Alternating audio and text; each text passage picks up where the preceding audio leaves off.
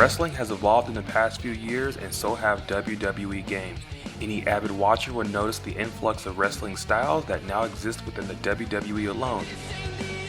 To help you replicate these styles in your own created superstars, I'll be showing you a few tips and tricks to better prep your character and your moveset to brandish one of several wrestling styles. In this video, I'll be focusing on one of my personal favorites, strong style. For this one, you'll only need to focus on a few of the move categories: standing strikes, standing grapples, ground, rope, Irish whip, corner, and of course, your special moves. The main goal is to focus your moves on heavy strikes and combo attacks. In theory, your character should be able to finish the match with any one strike. For standing strikes, you'll want to avoid fancy moves like the Trouble in Paradise and go for moves that are precise and to the point. A good habit to practice is to choose whether your character uses their hands or their feet more.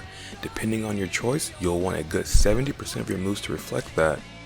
It's also a good idea to focus 70 to 80% of your attacks on one body part, like the head, legs, or the torso. Target attacks will set you up for your finisher, which should also be a targeted attack based on what you chose earlier.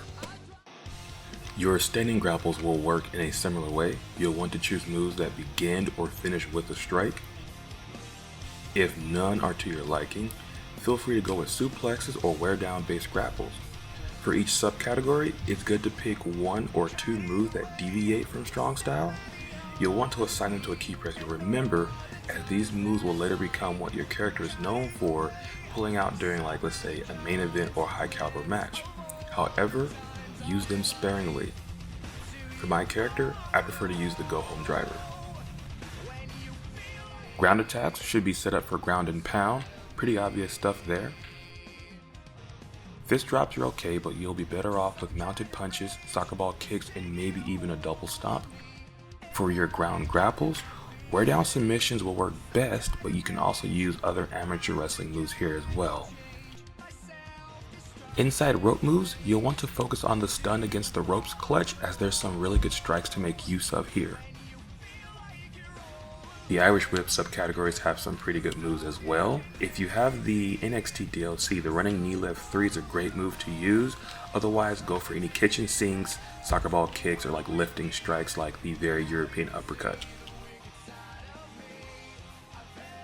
In corner, under stunned front, there is 5 strikes you'll need to pick, the strong strikes being the most important. The grapples in this section work just like your standing grapples did, where you'll want to find suitable suplexes or wear down strikes to add to your arsenal.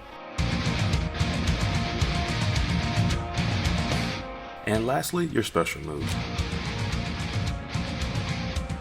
With strong style, you can count your signatures pretty much as 2 extra finisher slots. Remember, every move in your arsenal is essentially a match ender anyway.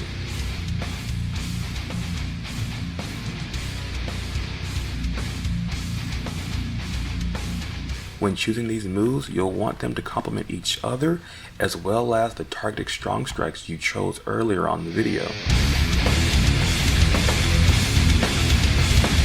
For example, if you have repeated strikes that attack the midsection, use a gut check or a spear as a finisher. Also, at least 2 of your special moves should be a strike or a combo move.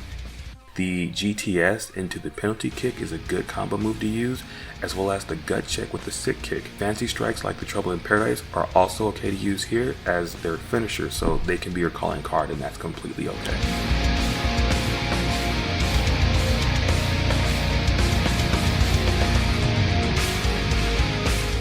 That's about it for your moves, but if you hang on tight, I'll show you how to tailor your attributes, your skills, and abilities to fit strong style. Like your moves, you'll only need to focus on just a few key attributes: arm power, leg power, movement speed, stamina recovery, damage recovery, running offense, pin escape, reversal, and grapple reversal. That's a total of 10 key attributes. 4 of these should be maxed out, while the rest fall between the 77 and 88 range. I recommend maxing out either leg or arm power, not both. Also max out pin escape and damage recovery, as strong style wrestlers tend to dish out as much pain as they receive. This is also why we're gonna use grapple reversal as a key attribute, because your character will absorb strikes rather than reverse them, but they'll punish anyone who tries to manhandle them. Ultimately though, the choice is yours. As for your remaining attributes, the goal isn't to create a maxed out character but a believable and realistic one. Keep those extra attributes between 73 and 85. The low important attributes like power submission should be set low so you can spend those points somewhere else without becoming OP.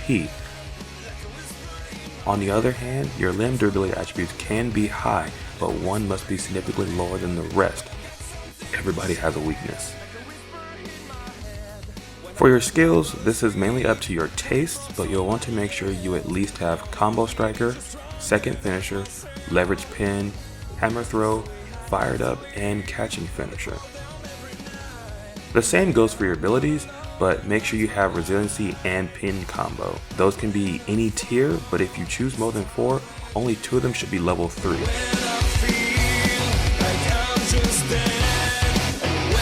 Clothing is pretty easy. You will have free reign over this, but traditionally you'll want to keep things pretty simple. A 2-color palette works best. Additionally, you'll want kick pads, non-symmetrical knee pads, meaning one may have more stuff than the other knee pad, and you definitely want to have tape somewhere on your body, whether it's like taped arm, elbow, fingers, wrist, all that works. For everything else, just keep simplicity in mind and you'll be just fine.